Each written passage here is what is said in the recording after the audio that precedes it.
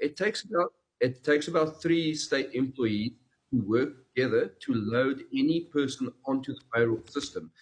So it's not a clerical error when we receive when ghost employees are created. It's collusion. It's criminals working together in a syndicated fashion to create these ghost employees on the system.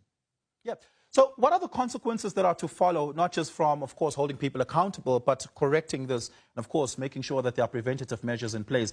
4 billion rand, or nearly 4 billion rand, preliminary figure, by the way, is not a small sum of money. No, and not a small task. If you can imagine, the Department of Public Service and Administration is running a physical test to see that people are biometrically authenticated through all departments in the government. So we need to establish if people who are receiving salaries exist and if they are real. Then the National Treasury is running data sets. So they are using technology to compare identification with the Department of Home Affairs and the Department of Public Service and Administration to see if there are duplicate bank accounts, if there are fake employees or ghost employees. So they are doing a data-driven approach. But finding the ghost employees and finding ghost payments in the system is just the first step. We need to redesign the system. We need to create new systems so that, firstly, this doesn't happen anymore.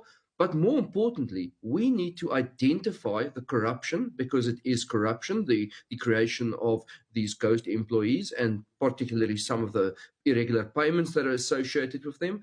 And there needs to be investigations and prosecutions leading to people being put in jail. Yeah.